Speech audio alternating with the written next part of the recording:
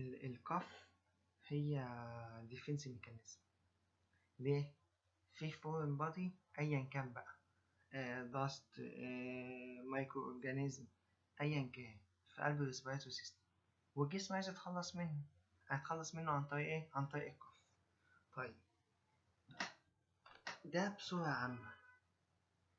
طيب الكف دي بقى أسبابها تتعدد في إيه؟ صورها إيه؟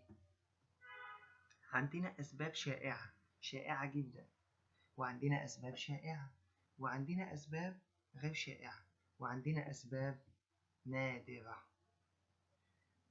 لازما قبل ما أعمل أي حاجة خالص، قبل ما أقولك إزاي تعمل أسسمنت للمريض في قلب الصيدلية، لازما أديك نبذة عن كل سبب. نبدأ مع بعض. الأسباب الشائعة جدا الموست لايكلي هو سبب واحد بس، الفيرال upper respiratory tract infection، عدوى فيروسية في الأبر بارت. تمام؟ طيب بعد كده الأسباب الشائعة upper airway cough syndrome، لها اسم تاني اسمه بوست نيزل دريب، لها اسم تالت اسمه رينو سينوسايتس. هناخد كل نبذة عن كل حاجة دلوقتي عشان نعرف ده يعني ايه، وايه اهم الاعراض، الدياجنوستيك سيمتوم اللي انت تشوف كده العرض ده تقول هي دي بس، ومش هو ده المطلوب منك لسه عشان تعرف هتعمل ريفير للمريض لأهل طبيب بالظبط. ممكن جايلك بكف ممكن تحوله على طبيب بطنة، جايلك بكف ممكن تحوله على طبيب كارديولوجي، جايلك بكف ممكن تحوله على طبيب أنف وأذن وحنجرة، جايلك بكف ممكن تحوله على طبيب أطفال، وهكذا. طيب عندنا سبب تاني اسمه الأكيوت برونكايتس، عندنا سبب تالت اسمه البرتوزيس أو الووبينج كوف. طيب الأسباب الغير شائعة بقى، عندنا الإيه؟ الكرونيك أوبستراكتيف بالمونري ديزيز، عندنا الكرونيك برونكايتس، عندنا الكرو، عندنا الأسمى، عندنا النيومونيا. ميديسين انديوزد، يعني ايه ميديسين انديوزد؟ يعني دواء بيسبب كف. طيب عندنا أسباب بقى إيه؟ نادرة زي الجاستروسوفيجيال ريفلكس ديزيز، عندنا البرونكيكتيزيس، عندنا الليفت فينتريكولار هارت فيلير، عندنا النيموثوراكس، عندنا اللنج ابسيس، عندنا اللنج كارسينوما، عندنا النوكارديوسيس، عندنا التيوبركلوزيس. تمام؟ هنشوف كل حاجه دلوقتي. هنبدا بالايه؟ بالموست لايكلي. اول حاجه الفيرال اكيوت كف، يعني عدوى فيروسيه. فين ديت؟ في الابر ريسبيراتوري تراكت. طيب دي علقوا كف جت فجأة كده، معاها أعراض برد، ممكن يكون في فيفر. تمام؟ بس السبيوتم قليل مش كتير. تمام؟ دي بتستمر غالبا من 7 ل10 أيام. لو فضلت 14 يوم بنسموها بوست فايرال، ما بعد العدوى الفيروسية. لو فضلت 3 أسابيع ممكن تكون حاجة من 3، يا إما أكيوت برونكايتس يا إما بكتيريا سكندري انفكشن. مش عايزك تعرف أي حاجة، أنا عايزك تسمع وبس، لا عايزك تكتب ولا تذاكر ولا تحفظ ولا أي حاجة، عايزك تسمع اللي أنا بنقوله وتاخد صورة عامة بس عن كل ديسيز. طيب بعد كده هنتكلم بقى الأسباب الشائعة. أول حاجة الأكيوت بونكايتس. الأكيوت بونكايتس شبه الفيرال انفكشن، نفس الأعراض. تمام؟ بس زيادة معاها ديزنيا، معاها ويز. طب افرض بقى الأكيوت بونكايتس ديت يا عم، أنت بتقولي شبه الفيروسية اللي هي الفيرال، طب افرض ما كانتش فيرال، ما تقلقش، لو هي بكتيريا يا سيدي انت اصلا مش محتاج تكتب معاها انتيبيوتيك، هي هتروح لوحدها، الاعراض هتروح لوحدها من غير ما من غير ما تكتب انتيبيوتيك. تاني حاجه اللي انا قلت لك عليها الرينوسينوسايتس، البوست نيزل دريب، الابر ايروي كاف سيندروم. طيب دي عباره عن ايه؟ ان في ميوكس او في ديستشارج جاي من ورا النوز وبينزل فين؟ في الصور، في الثروات. يسبب ايه في الثروات بقى؟ بيسبب صرصور. تمام؟ زي ما انت شايف اهو، ده شخص هيلسي مفيش اي ديسشارج ولا اي ميوكس behind the nose. تمام؟ اما اللي عنده الكيس اهو، في ميوكس اهو جاي من behind the nose ونازل في الثروات، عمل له ايه؟ التهاب في الحلق.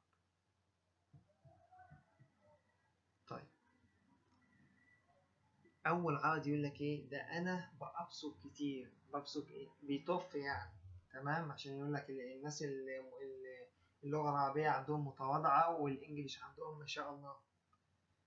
يبصق يعني ايه، يطف، يقول لك انا بروح ايه، بروح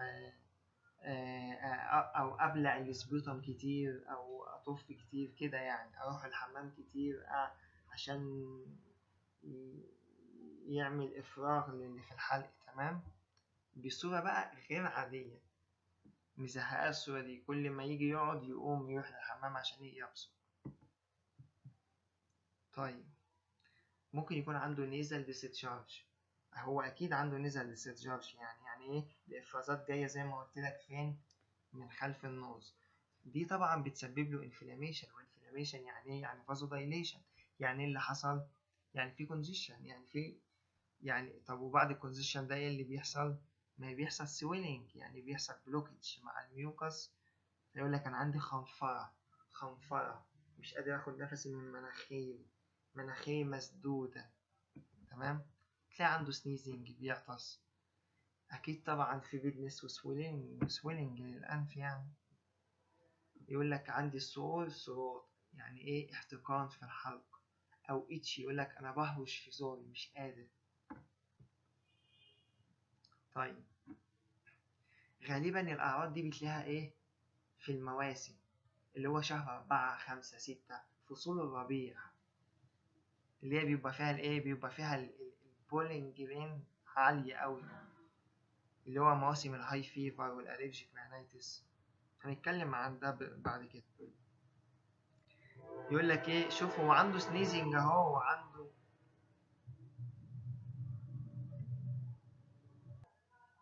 عفوا، تقول له انت كان عندك نزلة برد من يومين، يقول لك اه كان عندي نزلة برد، وهو اللي عنده حاليا ده اعراض برد، يعني هو كان يا دوبك لسه ما خلصش الا هو ايه، حصلت له انتكاسة تاني، تمام. طيب الاعراض دي كلها،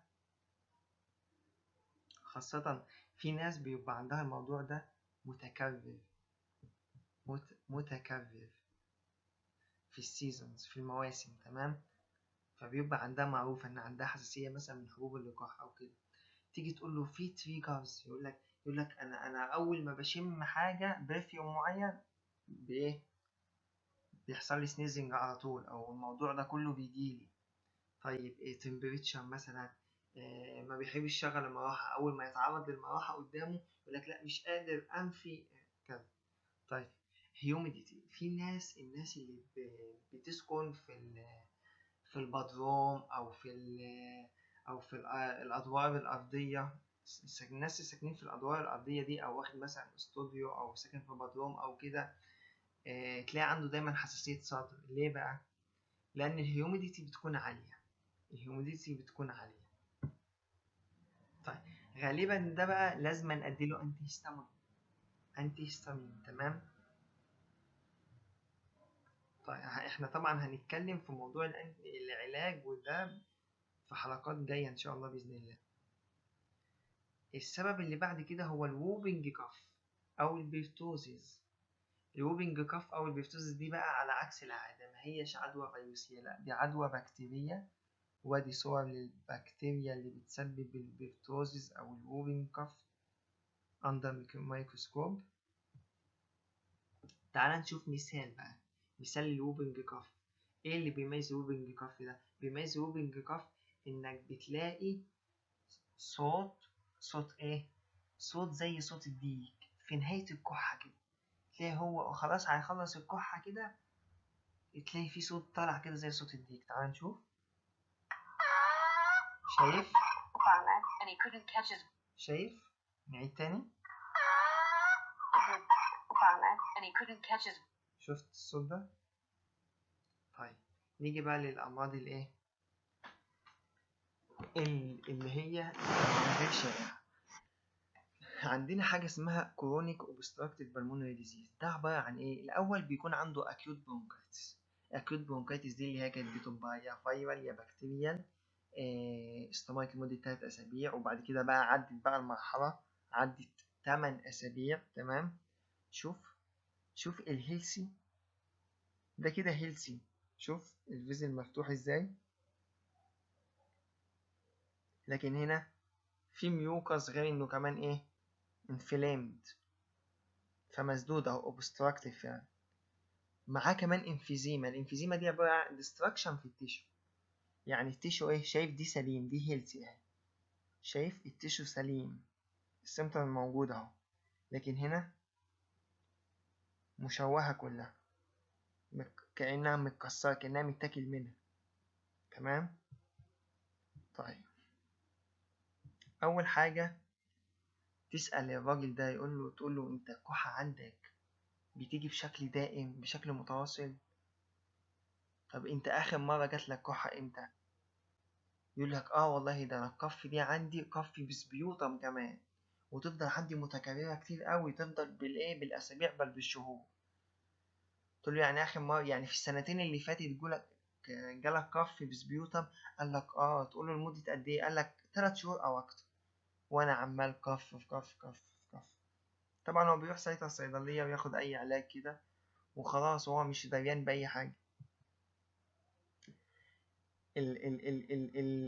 الجميل بقى إن الكف بتاعت الكونيك أوبستراكتيف بالمونري ديزيز الوحيدة اللي بتسوق أكتر في النهار، الوحيدة. الكرونيك أوبستراكتيف بالمونري ديزيز وبدايات الأسمة هما دول بس اللي ممكن يحصل لهم وورسنج ان ذا مورنينج. وبدايات الأسمة إن الأسمة بتسوق بالليل، بس في بدايتها ممكن تسوق في الايه، في النهار. لكن الكحة كل يوم عندك لمدة 3 شهور أو أكتر، وأنت يبقى لازما ساعتها هتلاقي بتسوق فين، في النهار، يبقى ده كرونيك اوبستراكتيف بالمونري ديزيز. تمام. طب انت ليه بتسأل سؤال، بتقول له الكحة جات لك السنتين اللي فاتوا قبل كده بشكل مستمر؟ بتسأله لأن ممكن تكون لسه جاية له المرة دي، يعني هي مثلا جات له 3 شهور مثلا وانقطعت أسبوع وجات له تاني، فأنت بتسأله عشان تعرف عشان تتأكد. المهم إنها تكون جت 3 شهور أو أكتر في خلال سنتين فاتوا. طبعا غالبا بيكون سنه عدى 40، ودي بنلاقيها منتشرة أوي في الناس اللي سموكرز، التدخين، الناس اللي بتدخن بطريقة غبية بقى، بيتدخنوا مثلا علبتين في اليوم كده، وبقالهم بقى تلاقيه بيدخن من هو عنده 8 سنين أصلا. طيب وجدوا إن في ناس نون سموكرز عندهم كرونيك اوبستراكتيف بالمونري ديزيز. لا إله إلا الله. الناس دي كانت نون سموكرز. الناس دول لقوهم بيعانوا من 3 أعراض. أول عرض كانوا بيعانوا من الأبر ايرويز كاف سيندروم. تمام. اللي احنا قلنا عليها ايه، أول عنصر في الأسباب الشائعة. تمام. تاني عرض كانوا بيعانوا منه، مش لازم بيعانوا من 3 أعراض مع بعض، لأ، ممكن بيعاني من عرض واحد من ال3 دول، الأسمى. تالت عرض اللي هو الجاستروسوفيجيال ريفلكس ديزيز. تمام. الناس دي لما كان عندهم افتجاع أو عندهم أسمى أو عندهم upper airway cough syndrome، لما جم عملوا لهم شيست اكس راي لقوه سليم نورمال. تمام. الشاهد في الموضوع اللي بيقول لك ده ايه، زي ريسك فاكتور، زي ريسك فاكتور. تمام. طيب بعد كده عندنا حاجه اسمها ايه، لافينجو تراكيو برونكايتس. قسمها كده بالراحه، لافينجو تراكيو برونكايتس. طيب او ليها مسمى تاني، اكيوت لافينجو بص تراكايتس، acute laryngeal tracheitis. يبقى معانا كده تاني، laryngeal tracheo bronchitis، acute laryngeal tracheitis أو اسمه كوب. تمام. طيب ده عبارة عن عدوى فيروسية، فيرال انفكشن. فين؟ فيرال انفكشن في منطقة الفوكال كوردس اللي هي الأحبال الصوتية والتراكية. تمام. طيب دي بتحصل غالبا في الغالب ما بين 3 شهور وما بين 6 سنوات، وشائعة جدا جدا جدا في اللي عندهم ما بين سنة وسنتين. تمام. طيب تقول له كان عندك نزلة برد قبل كده، يقول لك يعني غالبا بيبقى عنده أعراض شبه نزلة البرد يعني. تلاقي الراجل ده بيكافح عشان يتنفس، بيكافح فعلا، بيتنفس بصعوبة قوي. وتلاقي عنده كده بيسموها ايه، هورس فويس، اللي هو يقول لك ايه، اللي هي بحة، يقول لك بحة، في مصر بيسموها بحة. تمام. وتلاقي الكف عنده سيفير فايلر، عنيفة قوي، كحة يعني كحة كده خشنة كده بطريقة فظيعة وفيها بحة كده، بيسميها حتى بيشبهها بنباح الكلب، يقول لك باركينج أو سيل لايك كف. تمام. طبعا بتزهق الطفل جامد يعني، لا بتخليه عارف يلعب، تخليه ولا بيخليه ياكل ولا يشرب، بيبقى طبعا زهقان، ودايما تلاقيه بيكح ويعيط ومش قادر ومش عارف ياخد نفسه. طب الأعراض دي لو ما انتهتش خلال يومين من بداية الأعراض، لابد من تدخل طبي فورا. أؤكد مرة ثانية، if symptoms don't resolve within 2 days the medical intervention is required. يبقى لازم تدخل طبي فورا لو الأعراض دي ما انتهتش خلال يومين من بداية الأعراض. ليه بقى؟ لأن الطبيب هيضطر يديله ديكساميثازون سواء أورال أو انتراماسكولار، أو يديله نيبولايزر. تعال نشوف مثال على الجروب.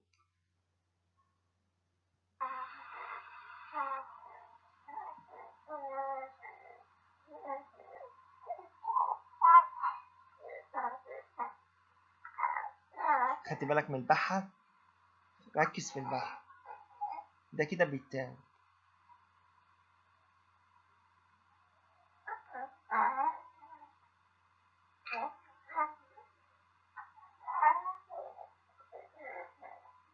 خدت بالك صوت شبه النباح الكلب فعلا. تعالى هنا.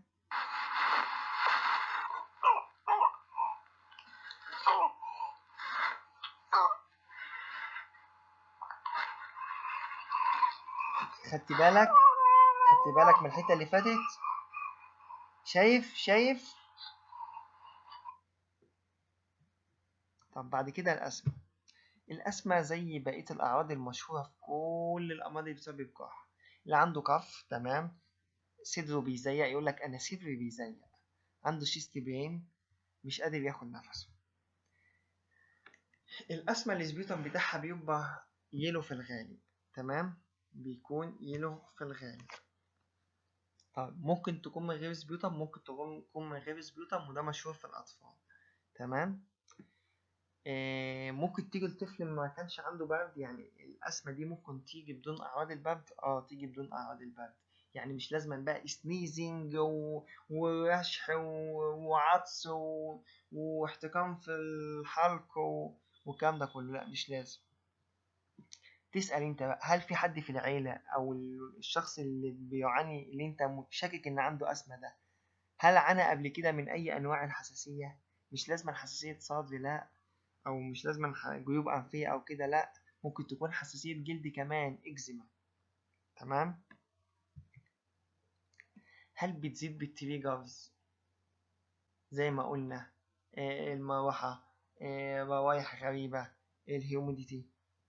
كمان الناس اللي عندهم أسمى دول المسكنات بتتعبهم قوي، تلاقيه بيكح بعد ما ياخد أي حباية مسكن، أو بيكح بعد ما ياخد بيتا بلوكر. تمام. الناس طبعا اللي هم مرضى القلب وكده. بعد كده النيومونيا اللي هي معروفة بالالتهاب الرئوي، والصحة هي طبعا عدوى بكتيرية اللي هي البكتيريا بتاعت النيومونيا دي بتسبب 80% من النيومونيا، 80% من بكتيريا النيومونيا دي هي اللي بتسبب المرض. إنما في يعني أنواع أخرى من البكتيريا غير شائعة بتسبب نيومونيا برضه، وهي بتمثل 20% بس. طبعا بتلاقي الكف بينفل، في ألم مع الكف وهو بيكح، فيه ألم، الألم ده بيبقى إحساس مميز كده. مش قادر، حاسس ان حاجه وجعته كده، اول ما يجي يكح حاجه وجعته. اللي تمام، اللي انا ممكن تكون قريبه للشيست بين يعني. تمام. في طبعا تزييق، وفي مش قادر ياخد نفسه، ممكن فيفر، كمان هيديك. يبقى دي حته كويسه، مش اي واحد جاي ياخد صداع حبايه للصداع يبقى اجي مديله حبايه كده وخلاص. طب افرض دي كانت داخله على اسمى مثلا او كده، لا. يبقى يا اخوانا نبتدي بقى نفتح مداركنا بقى، نبتدي نفتح مداركنا باذن الله في الكورس دوت. يعني باذن الله مش هسيبك الا وانت باذن الله يعني تمام التمام. في بليوتك بين اللي هو بين تو سايدز، يجي يكح كده في ألم في الصدر، لا هو مش في قلب الصدر، هو على الأجناب، في ألم في الأجناب كده. تمام.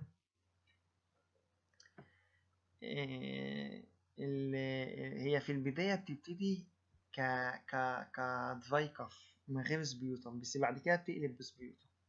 تمام. طيب دي كده النيمونيا. نيجوا بقى للإيه؟ الأدوية اللي بتعمل كف أو ويزن. في مجموعة من الأدوية جدا جدا جدا من أدوية الهايبرتنشن، اسمها ال ACEIs. تمام. ودي اختصار لأنجيوتنسين 1 Converting Enzyme Inhibitors. تمام. دي مشهورة أوي إنها بتعمل كف. طيب بتعمل كف إمتى؟ قالك بص، الكف بتاعتها بتكون non productive، يعني دراي، مفيش سبيوتا. بيقول لك الكف بتاعتها مش متعلقة بالدوز، يعني انت ما تقوليش مثلا ده انا بدل ما هاخد قرص هاخد نص قرص عشان الكحة ايه ما تحصلش، لا ملهاش علاقة بالدوز. الكف ممكن تيجي امتى؟ من بعد اخدان الدواء. بص بقى يا سيدي، الدراسات بتقول ان الكف ممكن تحصل بعد ما تاخد الدواء بساعات، او بعد ما تاخد الدواء بايام، او بعد ما تاخد الدواء باسابيع، او بعدها بشهور، او ممكن توصل لبعديها بسنة. شوف، بعديها بسنة. بعد امتى؟ بعد ما تاخد الايه؟ الاي سي اي ايز انهبيتورز، اللي هي الاي سي ايز، معلش. طيب، طب الكحة دي ممكن تروح في قد ايه؟ تاخد لها شهر عشان تروح، تاخد لها شهر. تمام. طيب، هل في حاجة أحسن من الانجيوتنسين 1 converting enzyme inhibitors؟ في حاجة اسمها انجيوتنسين 2 blockers. دي تعتبر بديل مناسب لو الكحة دي عمل له مشكلة بقى وعدى شهر والكحة دي مش راضية تروح، ساعتها الطبيب يضطر يغير له الدواء. ممكن يستخدم الانجيوتنسين 2 بلوكرز، هو ليه نفس البروبرتيز، ويعتبر بديل كويس انه ما بيعملش كف بالطريقة الفظيعة دي. تمام. نيجوا بقى للجاستروسوفيجيال ريفلكس ديزيز. بص بقى يا باشا، بص معايا، ادي دي هيلسي، دي ستومك اهي، دي ستومك. شايف السفنكتر كلوز، لكن هنا فتحة، ما مسكتش كويس، ده ما جاش على ده كويس، لا فتحت. فخاصة وانت نايم بقى تلاقي دي بتنشط وانت نايم، او تنام تلاقي ده راح ساح وطلع على الايه؟ السوفيجاس كده. تمام.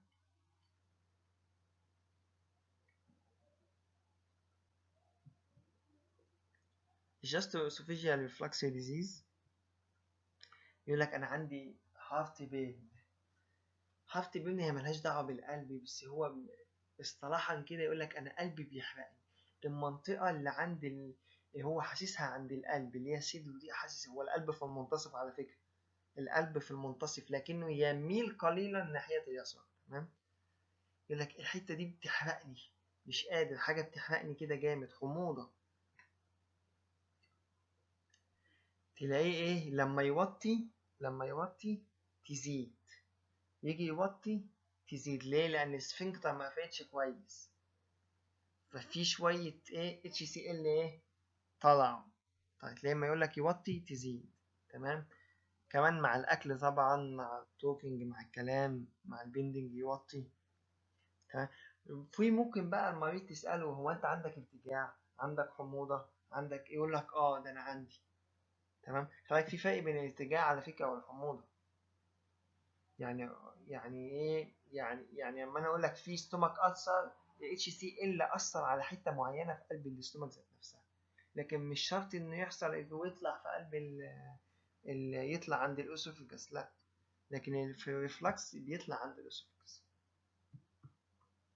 طيب بالنسبه للليفت فينتريكولار هارت فيلير، او اللي احنا بنقول عليه mitral valve stenosis، تعال نشوف توضيح كده. بص يعني هو غالبا بيحصل في الناس اللي عدت ال 65، لان الليفت فينتريكولار هارت فيلير ده معناه ان المريض ميت، معناه المريض بيموت فعلا، المريض خلاص، انت هتلحق يا ما تلحقش، انت هتلحق في ثواني يا ما تلحقش، ده فينتريكولار مش اتريال، خلي بالك، المريض ميت منك فعلا.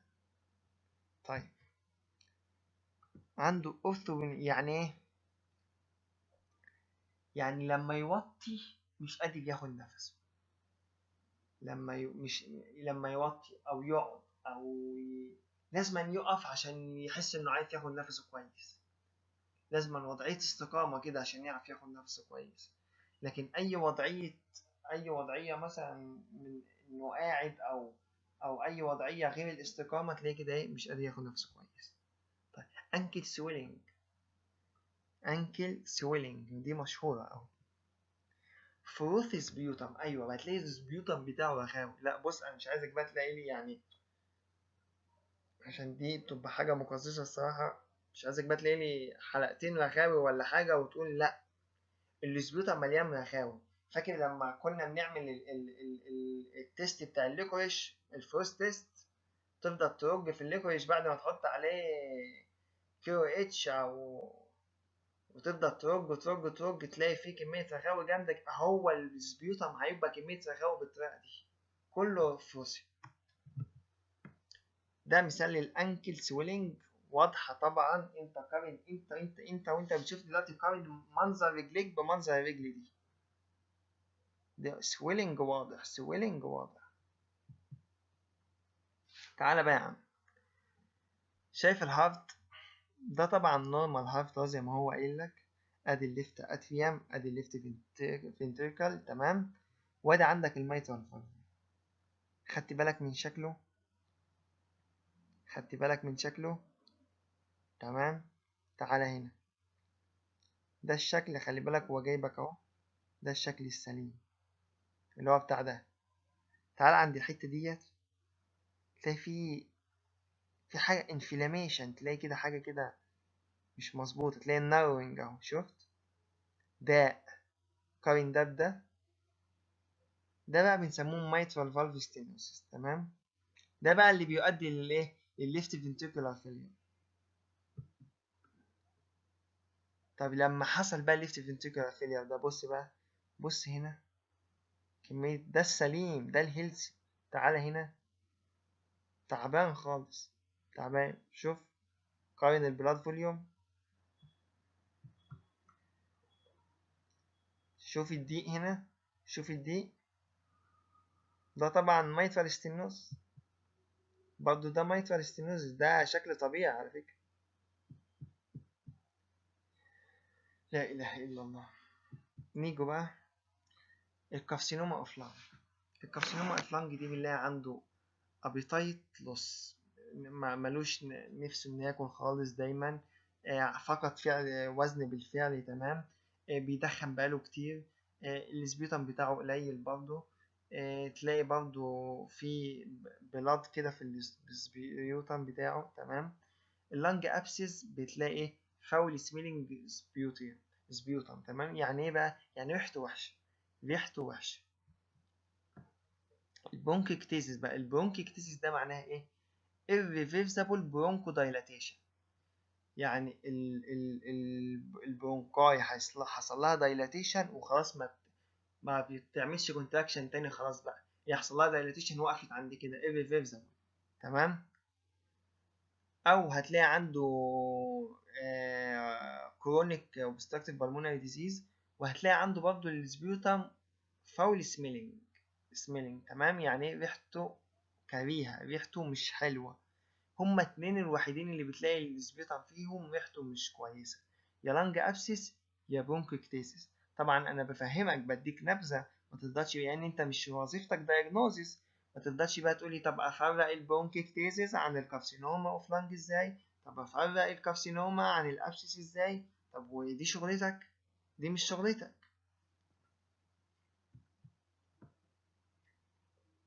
ده مثال اهو بيوضح البرونكيكتيزيس، حاجه شبيهه للسي او بي دي. تمام. تعال بقى للكولابسد لانج. الكولابسد لانج او بيسموها spontaneous pneumothorax. تمام. شايف ده منظر لانج اهو، ده منظر لانج، ده منظر لانج. تعالى هنا شوف، حصل لها كولابسد، وشوف انكمشت. طيب دي بتحصل، دي نادرة وبتحصل ما بين 1 ل1000، وغالبا بتحصل فين؟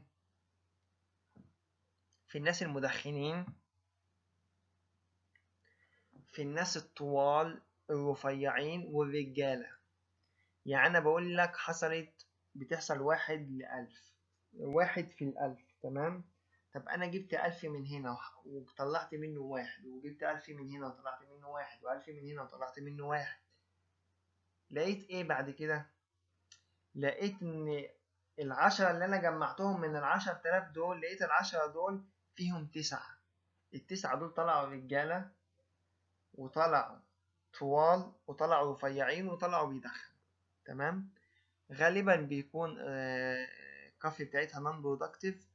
وتلاقي بقى ايه بقى العلامة المميزة؟ sharp unilateral chest pain worsens on inspiration. يعني ايه؟ يعني صدره بيوجعه من جنب واحد بس، والوجع ده بيزيد لما يتنفس. قول له خد نفس، تلاقي ايه؟ في ألم جه في جنب واحد بس وزاد بقى ساعة ما خد النفس.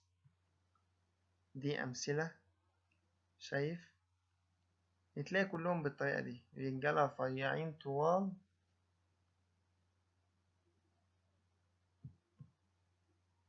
النوكارديوزيس بقى، النوكارديوزيس دي برضو عدوى بكتيرية. تمام. بتيجي في الإلدرلي من الناس الكبار. تمام. بيكون معاها فيفر، بيكون معاها بلو، يعني بيكون ممكن يقول لك مثلا ان هو كان عارف مثلا لو عنده مثلا انفلاميشن في البلورة او كده. طبعا انت مش شغلك ان انت تفرق، انا بديك نبذة عشان تبقى عارف ايه اسباب الكف، عشان تعرف تحوله. يبقى معاه ويت لوس، نايت سويت. النايت سويت دي بقى شبيهة بإيه؟ شبيهة بحاجة مشهورة تانية اسمها توبركلوز. ده بقى البكتيريا اللي بتسبب الإيه؟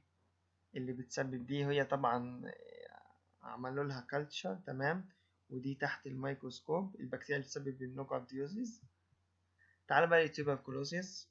طبعا يعني الحمد لله معظم العالم بقى له الطعم منها، يعني وإن كان بقى في سترينز بقت ريزيستنس للأدوية كمان دلوقتي. يعني ما نسأل الله العفو والعافية. ما زاد الفجور إلا وزاد البلاء.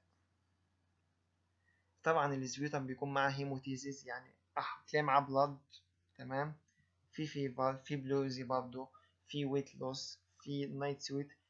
تقريبا نفس النوكارديوزس بالظبط. وانت مش شغلك ان انت بقى تفضل قدام المريض كده وعايز تفرق هل هو عنده نوكارديوزس ولا تيوبركلوزس. لا، يعني دي حتى الطبيب مش عارف يفرق لوحده. الطبيب بيستعين ببتاع راديولوجي وبتاع اناليسيز وبتاع وبتاع وبتاع. فانت انت مهمتك هتعرف تحوله على اهل طبيب بالظبط. لان انا بشرح لك حاجه، الحاجه اللي انت لو عايز تعمل معادله بريطانيه، عايز تعمل معادله كنديه، عايز تعمل اي حاجه من ديت، هناك هم هيطالبوك بايه. فالريفير دور من ادوار الصيدلي الاساسي، اللي انت تبقى عارف هتعمل ريفير لمين بالظبط. طبعا شكل المايكوبكتيريم تيوبركلوزيس كلنا عارفينها.